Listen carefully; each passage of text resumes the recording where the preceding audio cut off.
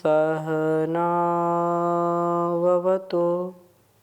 सहनौ भुनक्तु सह वीर्यं करवावहै तेजस्विनावधीतमस्तु मा विद्विषावहै। ओम शांति शांति शांति। वैदिक जीवन पद्धति की इस कक्षा में आप सभी का हार्दिक स्वागत है, अभिनंदन है। ऋग्वेद के तृतीय मंडल के 11वें सूक्त का स्वाध्याय कर रहे हैं। वेदों का स्वाध्याय अत्यंत महनीय कर्म है, अत्यंत अनिवार्य कर्म है, क्योंकि वेदों का स्वाध्याय हमारे जीवन में जो बाधाएं हैं, जो समस्याएं हैं, उन समस्याओं के समाधान के लिए, उन बाधाओं के समापन के लिए हम अपने आप को स्वाध्यायशील बनाएं, विनयशील बनाएं और क्रियाशील बनाएं। अपने जीवन के अच्छे विचारों को अपने अच्छे कार्यों में उनको समाहित करें और उसके लिए सदा सर्वदा अपने से बड़ों का, माता पिता गुरु आचार्यों का, श्रेष्ठ विद्वानों का सानिध्य तथा वेद स्वाध्याय, वेद के अनुकूल जीवन चलाना, वेदानुकूल, शास्त्रानुकूल, आत्मानुकूल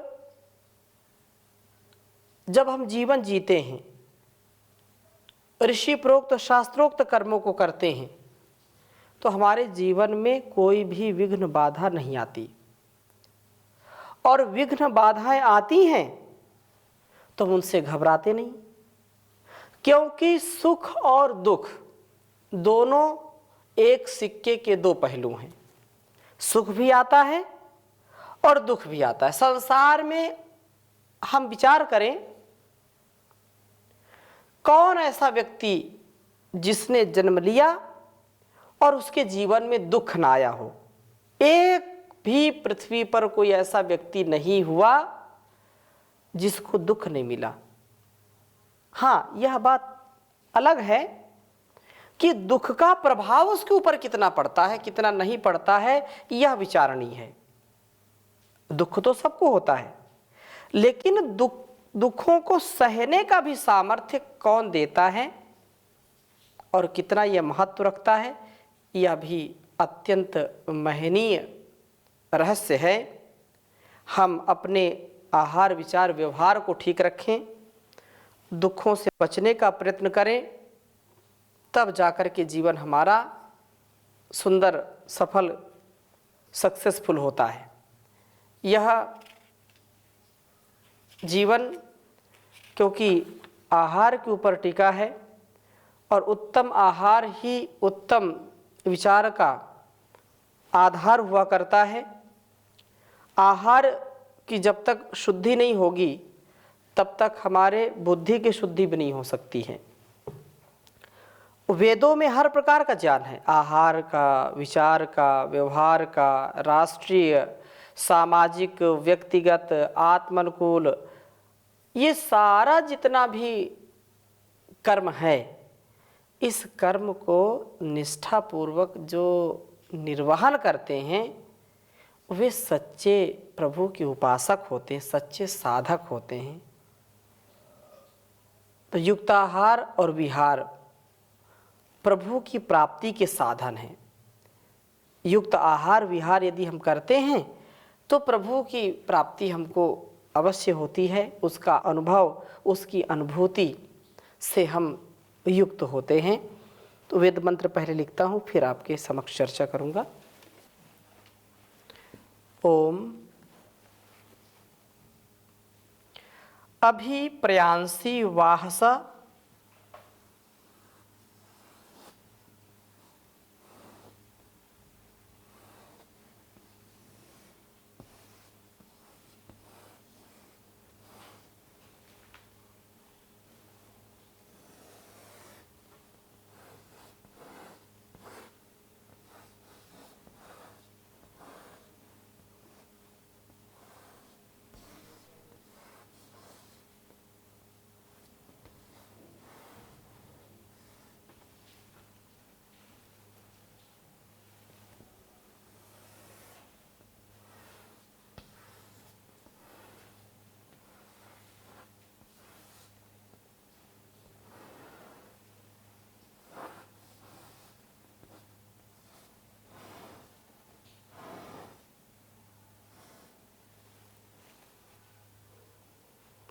दाश्वा अश्नोति मर्त्यः।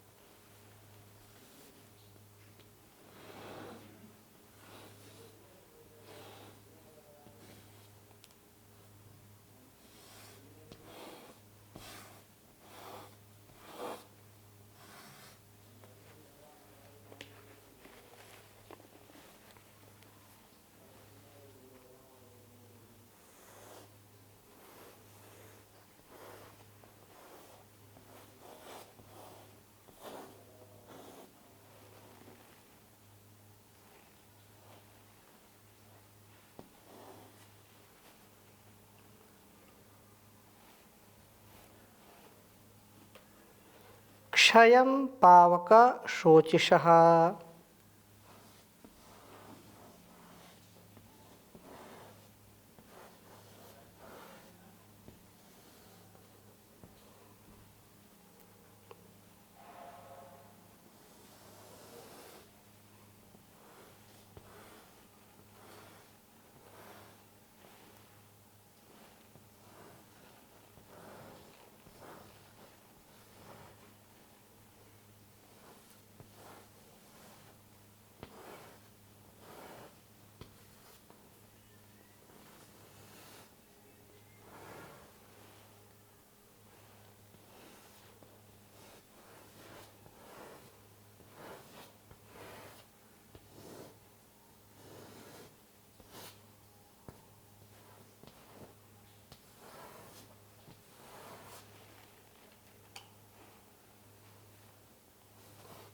तीसरे मंडल के 11वें सूक्त का 7वां मंत्र है यह।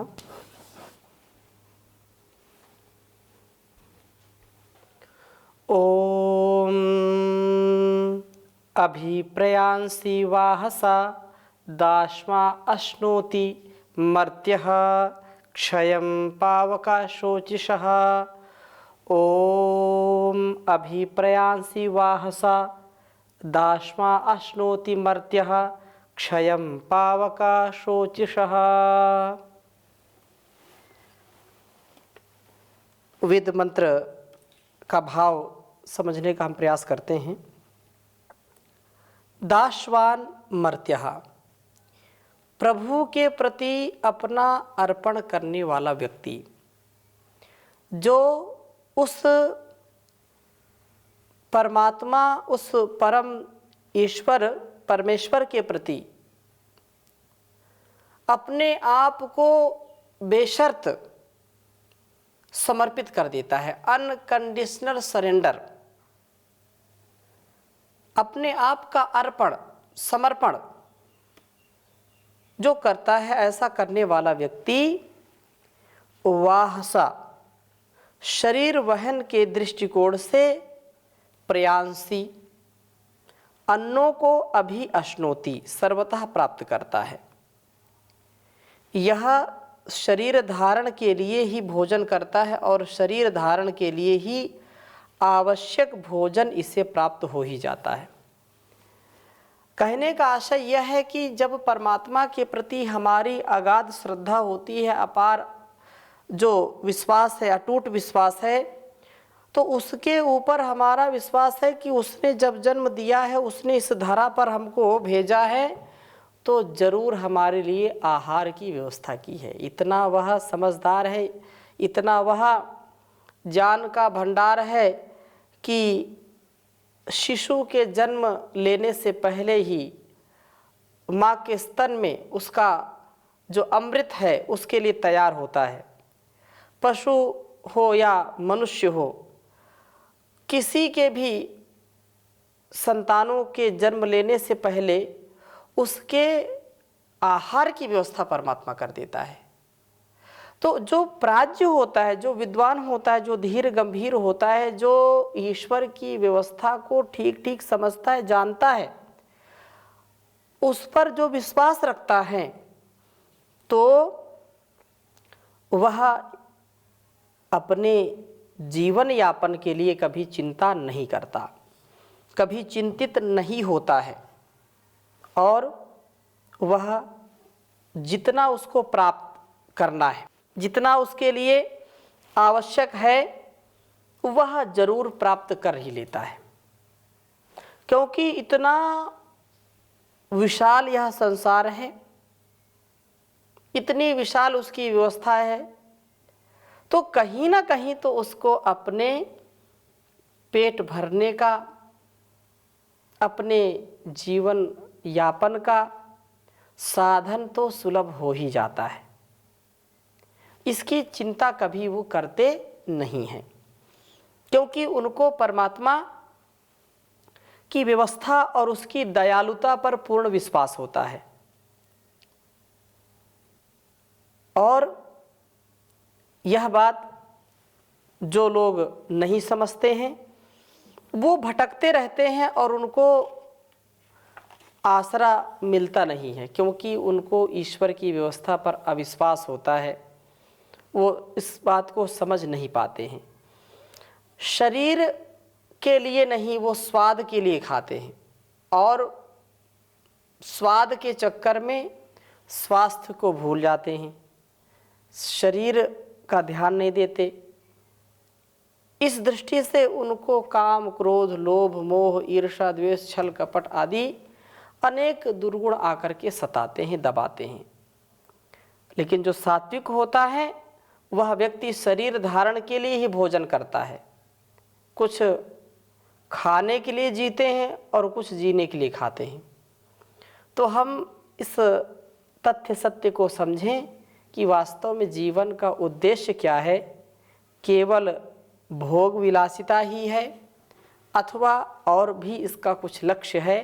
तो उस लक्ष्य को आगे रख करके अपने जीवन और इस जगत, इस शरीर और संसार के परिष्कार के लिए, इसके उद्धार के लिए कुछ कार्य अवश्य करना चाहिए।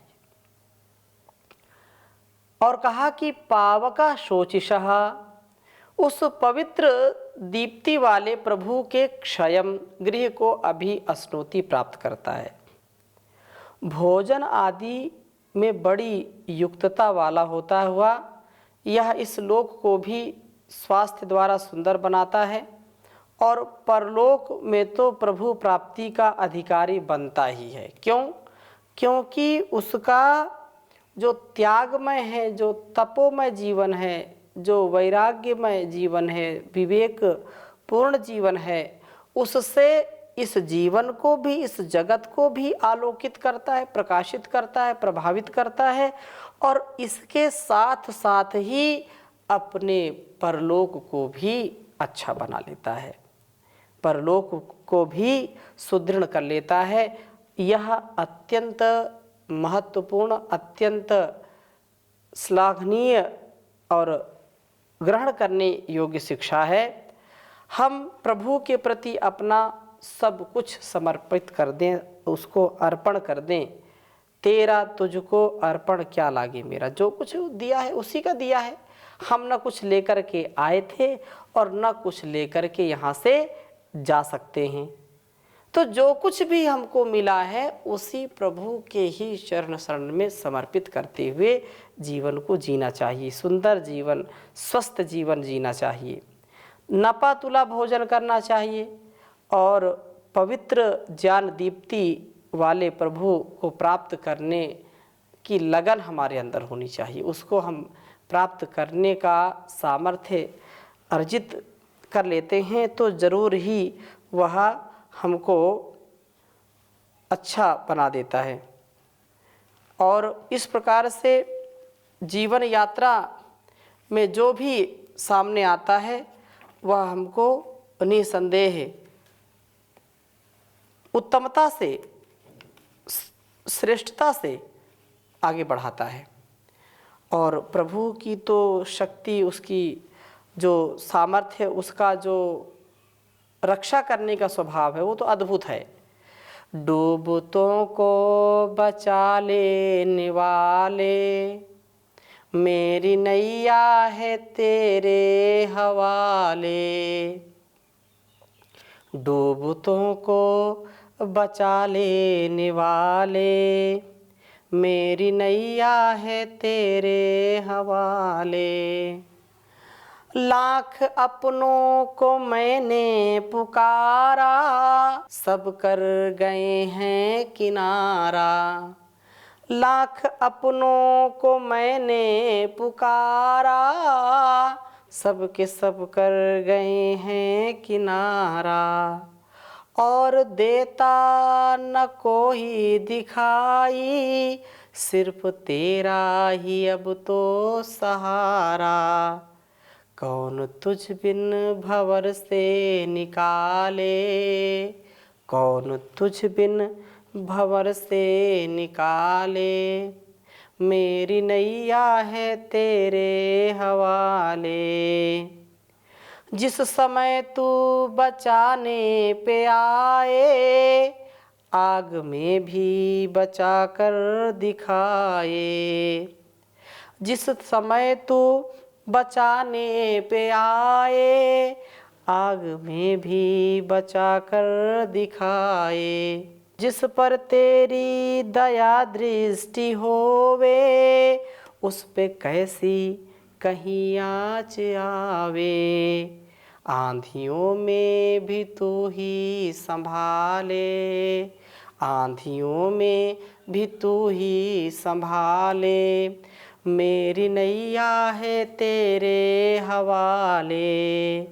डूबतों को बचा लेने वाले, मेरी नैया है तेरे हवाले। पृथ्वी सागर व पर्वत बनाए, तूने आकाश में दरिया बहाए। पृथ्वी सागर व पर्वत बनाए, तूने धरती पे दरिया बहाए। चांद सूरज करोड़ों सितारे, चांद सूरज करोड़ों सितारे। फूल आकाश में भी खिलाए। तेरे सब काम जग से निराले, तेरे सब काम जग से निराले। मेरी नैया है तेरे हवाले। बिन तेरे चैन मिलता नहीं है, फूल आशा का खिलता नहीं है। बिन तेरे चैन मिलता नहीं है, फूल आशा का खिलता नहीं है। तेरी मर्जी बिना तो जहाँ में, तेरी मर्जी बिना तो जहाँ में पथिक पत्ता भी हिलता नहीं है। तेरे वश में अंधेरे उजाले, तेरे वश में अंधेरे उजाले। मेरी नैया है तेरे हवाले, मेरी नैया है तेरे हवाले।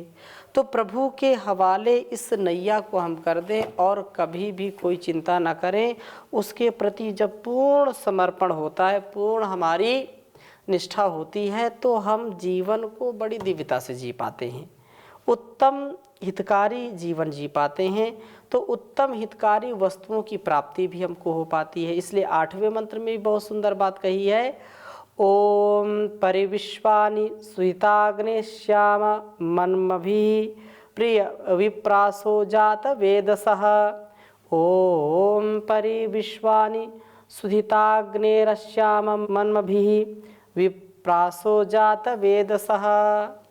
8वें मंत्र में कहा कि हे अग्नि, हम अग्नि मन्मभिः, उस प्रभु के मनन व स्तोत्रों के द्वारा विश्वानी, सब सुहिता उत्तम हितकर वस्तुओं को परिआश्याम प्राप्त करें।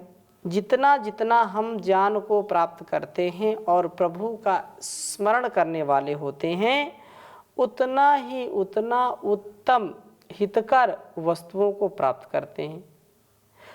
इन वस्तुओं के द्वारा, इनके ठीक प्रयोग द्वारा हम विप्रासः अपना विवेक जो है विशेष रूप से पूर्ण करने वाले होते हैं। पूर्णे तो जात वेदसः ज्ञानी बन पाते हैं। इस ठीक प्रयोग से हमारे शरीरों में किसी प्रकार की न्यूनता नहीं होती और हमारे मस्तिष्क भी ज्ञान से युक्त होते हैं। कहने का आशय क्या है कि प्रभु का जो उपासक होता है तो उपासक उत्तम हितकर वस्तुओं को प्राप्त करता है और उनके ठीक प्रयोग से ही यह शक्ति संपन्न और ज्ञानी बनता है। संसार में अनेक लोग ऐसे मिलेंगे, आप स्वयं परिचित होंगे, जिनके पास संसाधन नहीं होगी। प्रभु के प्रति उनका पूर्ण अटूट विश्वास होता है और उसी की प्रेरणा से वो धीरे धीरे साधन संपन्न भी बन जाते हैं। हर प्रकार के साधनों को, उत्तम हितकारी वस्तुओं को एकत्रित करके एक नया आदर्श प्रस्तुत करते हैं, राष्ट्र को, समाज को उन्नत करने के लिए, उनको उत्साहित करने के लिए। वहीं पर ऐसे भी लोग होते हैं जो प्रभु की उपासना नहीं करते, आलस्य और प्रमाद में पड़े रहते हैं। न स्वयं उनका व्यक्तित्व कृतित्व अच्छा हो पाता है और न वह दूसरों के लिए भी कर पाते हैं। इसलिए अपने आप को हमको तैयार करना पड़ेगा, अपने आप को इस संस्कृति, ऋषि संस्कृति से जोड़ करके जीवन को जीना पड़ेगा, ताकि हम अपने इस जीवन में श्रेष्ठ व्रतों का पालन करते हुए, श्रेष्ठ आचरणों का पालन करते हुए, इस व्रत का पालन करते हुए ठीक से जी पाएं, ठीक से रह पाएं, अपने उत्तरदायित्वों का निर्वहन कर पाएं। तो प्रभु हमको ऐसा सामर्थ्य देता ही है, इनका हम दुरुपयोग ना करें। जो कुछ लोग ऐसे भी देखे जाते हैं जहाँ पर बहुत कुछ होता है, बहुत कुछ होता है उनके परिवार में, समाज में, और जिस समुदाय में, जिस वंश परंपरा में वो उनका जन्म हुआ है, और वे आलस्य प्रमाद में उस व्यवस्था का सदुपयोग नहीं कर पाते हैं। अपने अल्पज्यता से, अपने स्वार्थ से, अपने अविवेक व्यवहार से उस धन धान्य का, उस संपन्नता का सदुपयोग नहीं कर पाते, जिससे कालांतर में उनको बड़ी कठिनाई होती है। तो प्रभु हमारे जीवन का परिष्कार करने वाले हैं। उनके द्वारा जो भी हमको मिलता है उसका हम सदुपयोग करें और जीवन को उत्तमता से जिएं, उत्तमोत्तम पदार्थों की प्राप्ति के साथ इसका उत्तमोत्तम सदुपयोग करें और प्रभु में प्रवेश पाएं। तो 9वें मंत्र में भी सुंदर बात कही है कि ओम अग्ने विश्वानिवार्या वाजेसु सनीषामहे त्वे देवास एरिरे। कहा कि हे अग्रणी प्रभो, हम वाजेसु गतियों में होने पर, श्रम करने पर, विश्वानिवार्या सब वर्णीय वस्तुओं को सनीषा महे प्राप्त करें, संभजा महे प्राप्त करें और प्रभु से प्राप्त वस्तुओं से ही उत्थान का कारण अपने आप को बनाएं। संग्राम में, इस संग्राम जो संग्राम है, चारों ओर संघर्ष है, उस पर विजयी हूं। देवासा देव बनते हुए, ये देव त्वे एरिरे, हे प्रभो आप में गति वाले होते हैं, आपकी ही शक्ति के साथ चलते हैं और अंततः आप में ही प्रवेश करते हैं।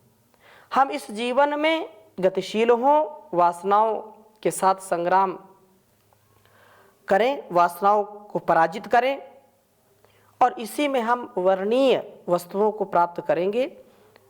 अंततः आपकी प्राप्ति होगी, आप में अपने आप को समाहित करेंगे, ऐसा भाव यहाँ पर किया है। तो इन्हीं शुभकामनाओं के साथ आज की कक्षा को यहीं पर विराम देते हैं। ओम शांति शांति शांति।